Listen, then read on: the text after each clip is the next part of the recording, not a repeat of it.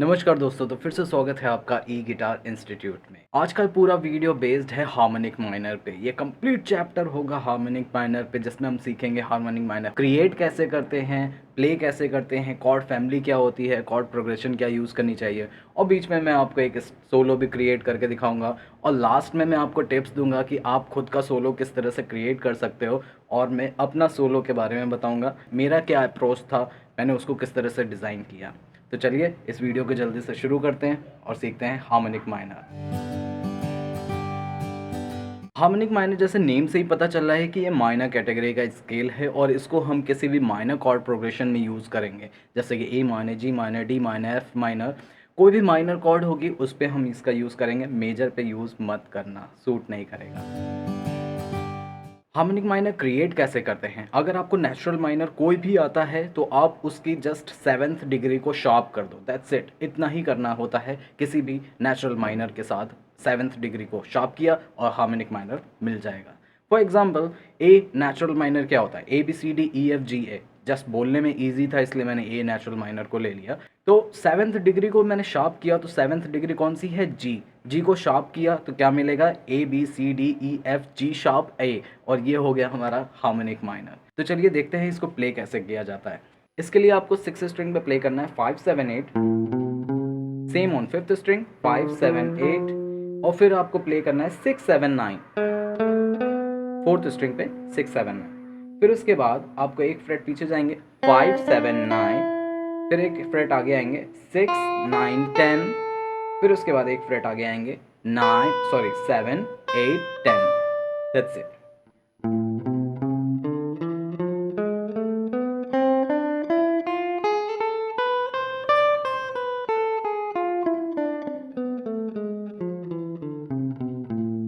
अब ये मैंने ए हार्मोनिक माइनर प्ले किया है, इसको आप ट्रांसपोज कर सकते हो किसी भी जगह पे।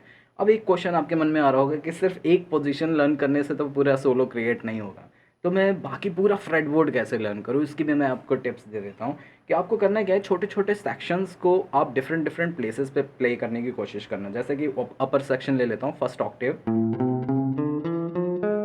फिंगर का जो अरेंजमेंट है वो काफ़ी हद तक सिमिलर ही होता है हर स्ट्रिंग पे। तो सेम चीज़ को मैं 5th स्ट्रिंग पे ट्राई करता हूँ। ये ए नोट होता है 12 फ्रेट, तो यही सेम चीज़ मैं प्ले करूँगा। और उसके बाद 3rd स्ट्रिंग,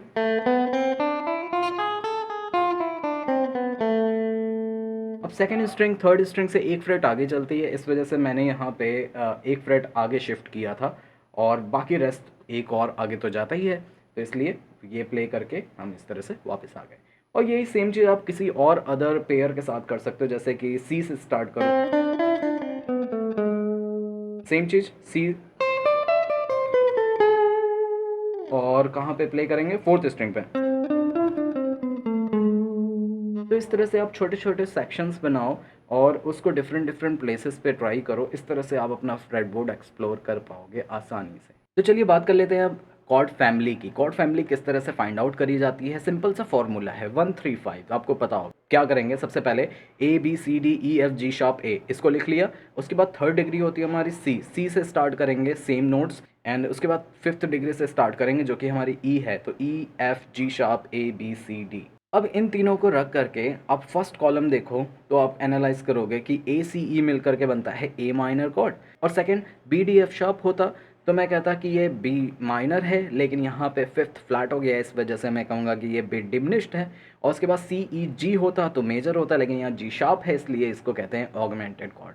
फिर D F a normal minor है, और ई बी जी शार्प मिल करके बनता है E major, F A C F major.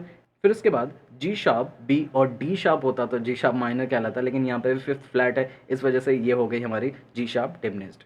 देखिए कॉर्ड फैमिली हमारे सामने आ चुकी है, लेकिन कॉर्ड प्रोग्रेशन क्या यूज़ करना चाहिए इसके लिए आपको समझना ज़रूरी है कि जो जी शार्प है, मतलब कि 7th डिग्री जो भी है, वो इसका कैरेक्टरिस्टिक नोट है।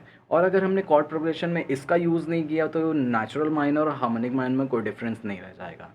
तो इसलिए हम कोशिश करेंगे कि जी शार्प जिस भी कॉर्ड में आती है उसको मैं यूज़ करूँ। अगर आपने जी शार्प को ज़्यादा यूज़ कर लिया तो ये बहुत ज़्यादा टेंस भी हो जाएगी। तो इस केस में आपके पास एक प्रोग्रेशन निकल करके आता है, वो है ए माइनर, फिर सी ऑगमेंटेड जो कि काफ़ी टेंस साउंड करती है, और उसके बाद आता है डी माइनर, फिर उसके बाद एफ मेजर, और फिर ई मेजर। और अगर मैं यहाँ पे कहूँ कि सी ऑगमेंटेड काफ़ी ज़्यादा टेंस साउंड करती है तो आप इसको नेगलेक्ट कर सकते हो। क्लासिकल म्यूज़िक में इसका काफ़ी यूज़ किया जाता है, इवन डिमिनिश्ड कॉर्ड का भी यूज़ करते हैं। तो आप इसको एक नेगलेक्ट करके एक soulful music, melodic music create करना चाहते हो, सिंपल प्रोग्रेशन आप यूज़ कर सकते हो, A minor, D minor, F और ई मेजर। और थोड़ा और एडवांस करना चाहते हो तो इसका सेवन्थ में भी कन्वर्ट कर सकते हो, A minor 7, D minor 7, F major 7, E dominant 7। तो इन कॉर्ड्स का यूज़ करके आप अपनी मेलोडी क्रिएट कर सकते हो। तो चलिए, इतना समझ में आ गया तो अब सोलो देख लेते हैं कि इस पे मैंने किस तरह से बनाया है।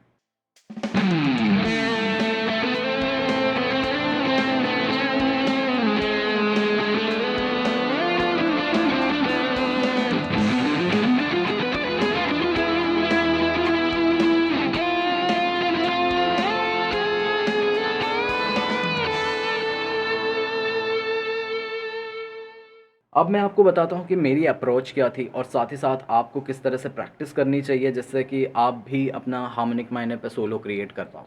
सबसे पहले आप बैकिंग ट्रैक यूज़ करो, स्केल की प्रैक्टिस करो, सिंपल रैंडम जैमिंग करो और कुछ नहीं करना है, सिर्फ प्रैक्टिस करते रहो स्केल की। तो अब आपको एक कॉर्ड प्रोग्रेशन क्रिएट करनी है और उसके साथ सेम स्केल की प्रैक्टिस करनी है। और फिर धीरे धीरे होता क्या है कि कहीं कुछ अच्छा पार्ट क्लिक करता है, उसको सेव कर लेना है, फिर दूसरा आया, तीसरा आया, चौथा आया, इस तरह से आपको जो भी चीज़ें अच्छी लगती है उसको सेव कर लो और फिर उन सबको कनेक्ट करने की कोशिश करो। अब मैं बात करता हूँ कि मैंने किस तरह से किया था। तो उसमें मैंने सबसे पहला जो पॉइंट था, ए माइनर होम था, इसलिए मैंने ए नोट से स्टार्ट किया जिससे कि ज़्यादा अच्छा साउंड कर रहा था। फिर इसके बाद आप कुछ भी रैंडम प्ले कर सकते, ज़रूरी नहीं है मेरा कॉपी करो, आप बीच में ए से शुरू करके कोई भी स्टाइल प्ले कर सकते हो। उसके बाद सेकंड मेजर में ही मैंने जी शार्प को इंट्रोड्यूस करा दिया।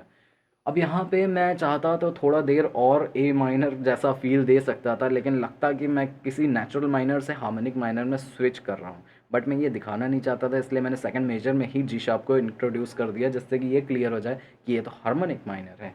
इसलिए मैंने सेकंड मेजर ही जी शार्प को चूज़ किया। उसके बाद आप कुछ भी प्ले कर सकते हो।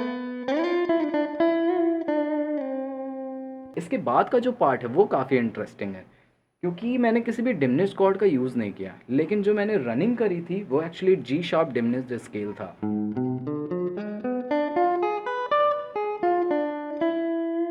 और जो मैंने लैंडिंग करी वो ई पे करी। मैंने बी भी ट्राई किया, बी काफ़ी ज़्यादा टेंस साउंड कर रहा था और कोई रिजॉल्व नहीं मिल रहा था। डी पे भी करता तो भी वही हो रहा था, इसलिए मैंने ई को चूज़ किया। ई इसलिए क्योंकि ये ए माइनर का भी एक पार्ट है और रिजॉल्व काफ़ी अच्छा हो रहा था यहाँ पे।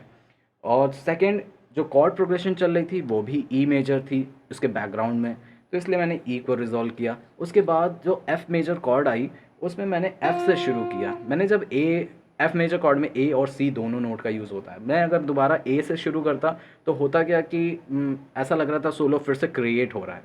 सी में वो इफेक्ट नहीं आ रहा था, एफ़ कॉर्ड अलग जा रही थी, सी बिल्कुल डिफरेंट साउंड कर रहा था। तो इसलिए मैंने प्रॉपर रूट को ही ट्रिगर किया। यहाँ पे अगर आपने ध्यान दिया हो,